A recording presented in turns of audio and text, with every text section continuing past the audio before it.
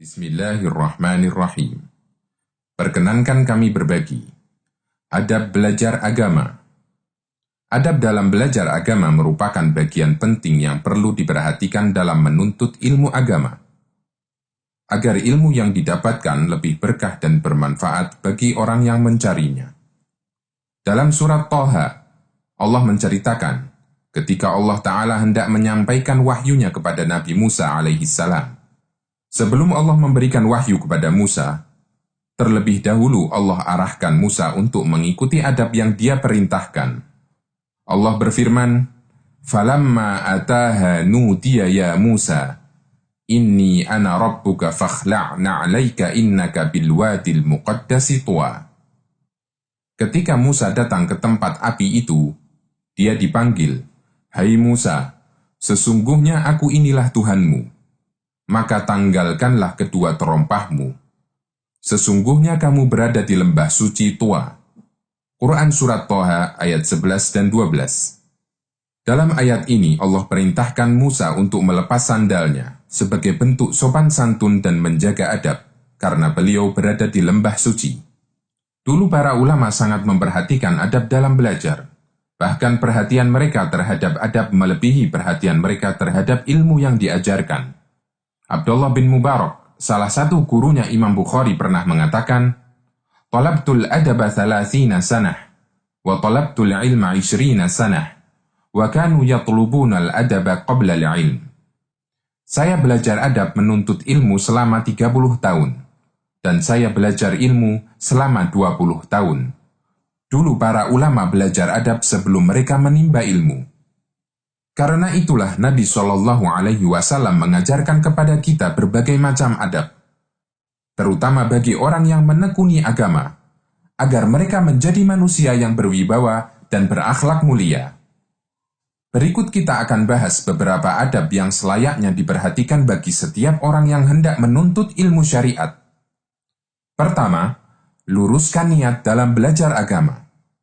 Yang perlu dihadirkan ketika belajar agama adalah berniat ikhlas untuk Allah. Karena belajar agama termasuk ibadah, sementara Allah tidak akan menerima ibadah seseorang yang dilakukan tidak ikhlas. Allah berfirman, "Wama umiru illa liya'budullaha mukhlishina lahuddina hunafa." Mereka tidak disuruh kecuali agar beribadah hanya kepada Allah, dengan memurnikan ketaatan hanya kepadanya dalam menjalankan agama yang lurus. Quran Surat Al-Bayyinah ayat 5. Mengingat pentingnya ikhlas dalam belajar, hingga Rasulullah SAW memberi ancaman keras bagi orang yang belajar agama untuk tujuan mencari dunia. Beliau bersabda, "Man ta'allama ilman mimma yubtagha bihi wajhullahi la yata'allamuhu illa liyusiba bihi 'aradan minad dunya lam yajid 'arfal jannati yawmal qiyamah." Barang siapa yang menuntut ilmu agama, yang semestinya ia lakukan ikhlas untuk mencari wajah Allah, namun ternyata dia tidak mempelajarinya kecuali untuk mencari keuntungan dunia, maka dia tidak akan mendapat harumnya aroma surga pada hari kiamat. Hadis riwayat Ahmad, Abu Dawud, Ibnu Majah, dan dihasankan oleh Syuaib Al-Arnaud. Yang kedua, tanamkan keinginan untuk mengurangi ketidaktahuan dari diri kita dan lingkungan. Imam Ahmad pernah mengatakan, "Al-ilmu la ya'diluhu syai'un liman sahhat niyyatuhu." Belajar ilmu tidak ada tandingannya bagi orang yang niatnya lurus. Lalu murid beliau bertanya, bagaimana cara niat yang lurus itu? Jawab Imam Ahmad, "Yanwi an yarfa'al jahla an nafsihi wa an ghairihi." Dia berniat untuk menghilangkan ketidaktahuan dari dirinya dan orang sekitarnya. Semakin sering belajar, semakin bertambah pengetahuan kita tentang aturan syariat. Ketiga, rajin berdoa memohon kepada Allah ilmu yang bermanfaat. Sumber hidayah dan taufik ada di tangan Allah. Sementara makhluk hanya bisa mendapatkan petunjuk kebenaran itu setelah Allah memberikan hidayah kepadanya. Allah memberikan ilmu kepada siapa saja yang Allah kehendaki. Allah berfirman, "Yu'til hikmata man yasha'u wa man yu'tal hikmata faqad utiya khairan katsira." Allah memberikan hikmah, ilmu kepada siapa saja yang Dia kehendaki, dan siapa yang diberi ilmu, berarti dia diberi kebaikan yang sangat banyak. Quran Surat Al-Baqarah ayat 269.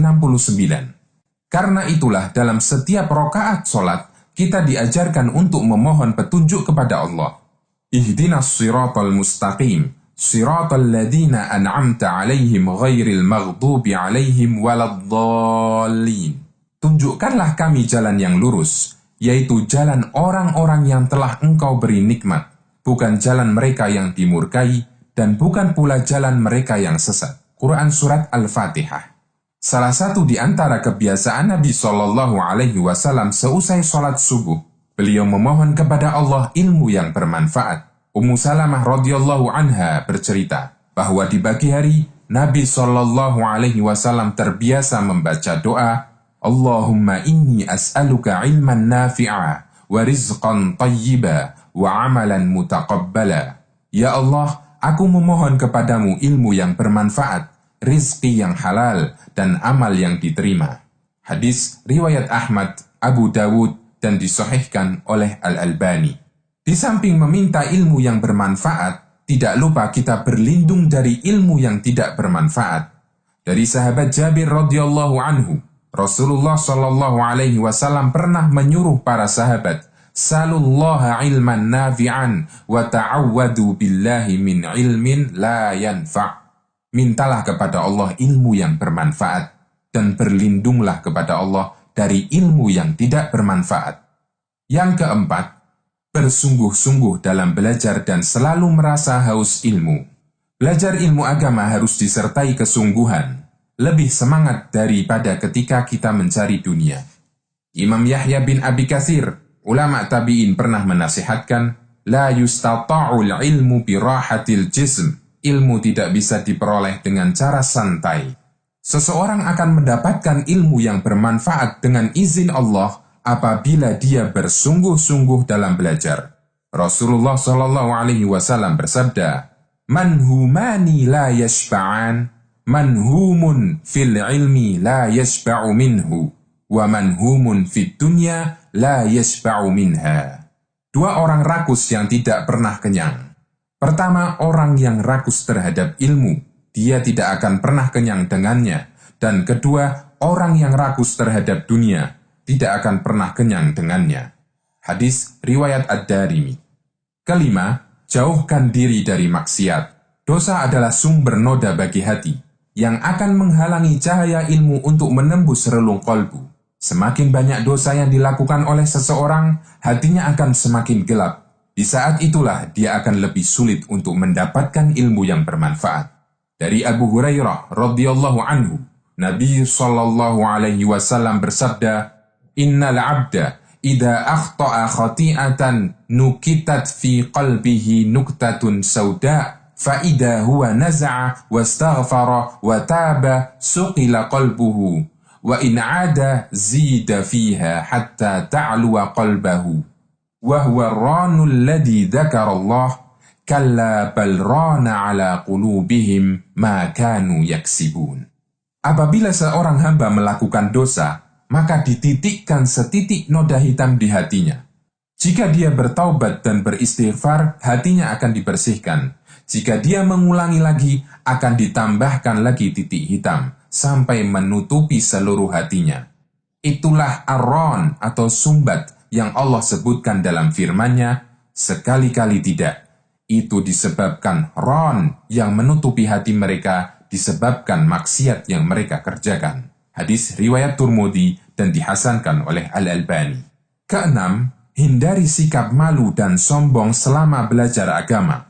Sombong dan malu merupakan salah satu penyebab utama yang akan menghalangi seseorang untuk belajar agama.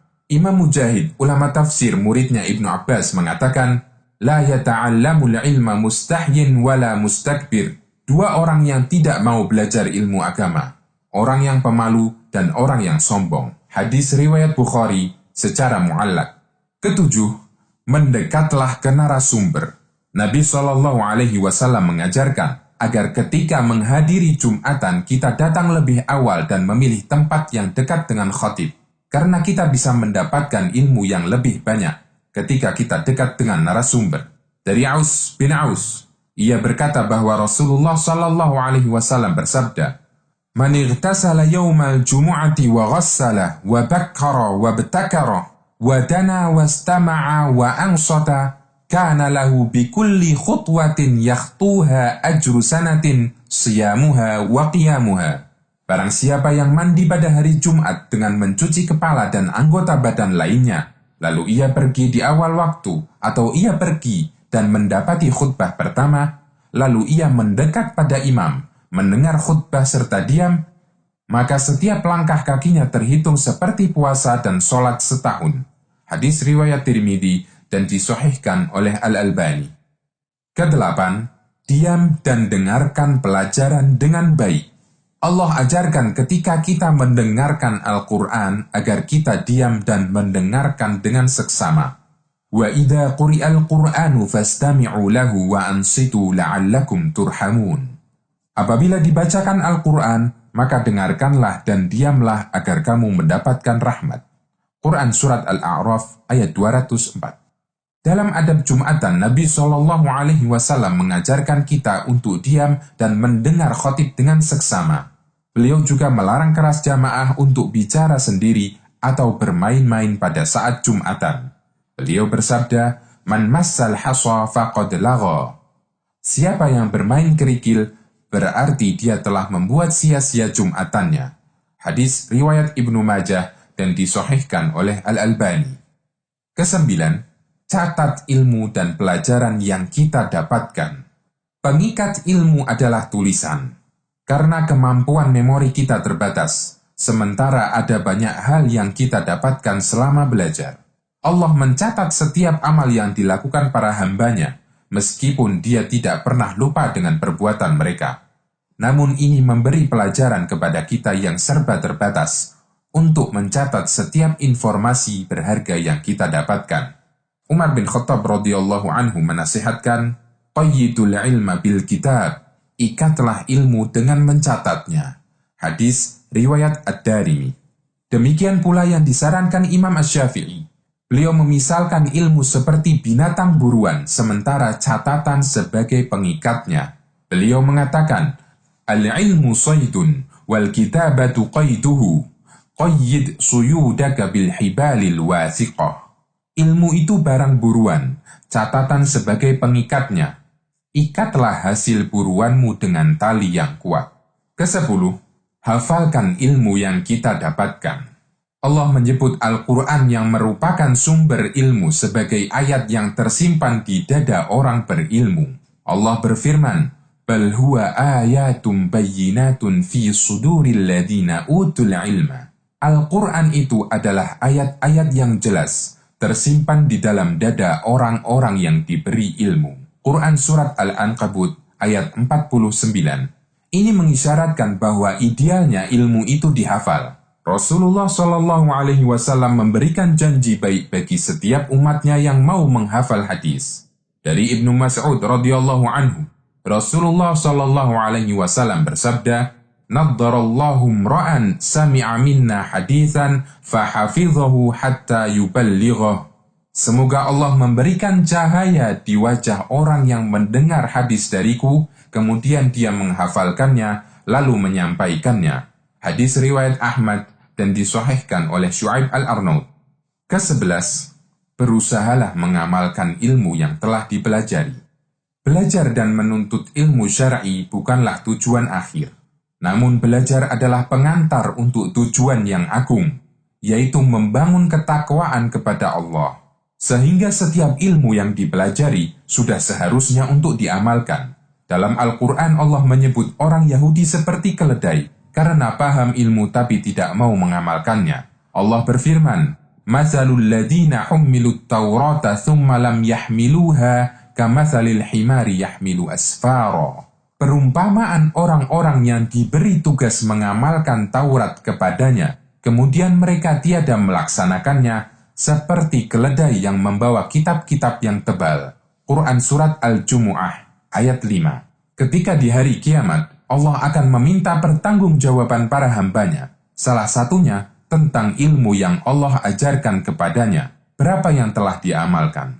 Dari Abu Barzah Al-Aslami radhiyallahu anhu, Rasulullah Shallallahu Alaihi Wasallam bersabda, "La tazulu qadama 'abdin yaumal qiyamati hatta yus'ala an arba' wa an ilmihi mada 'amila fih."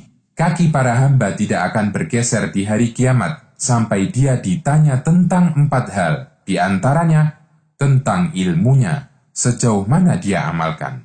Hadis riwayat Tirmidzi, Ad-Darimi, dan disahihkan oleh Al-Albani. Ke-12, berusaha mendakwahkan ilmu.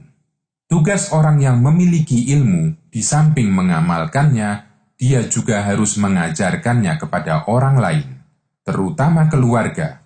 Allah berfirman, "Ya ayyuhalladzina amanu, qu anfusakum wa ahlikum naraw wa quduhan nas wal hijarah." Hai orang-orang yang beriman, peliharalah dirimu dan keluargamu dari api neraka, yang bahan bakarnya adalah manusia dan batu. Quran Surat At-Tahrim ayat 6. Karena orang soleh tidak boleh menjadi soleh sendirian, dia juga harus mengajak orang lain untuk turut menjadi soleh. Semoga Allah memudahkan kita untuk mendapatkan ilmu dan petunjuk darinya.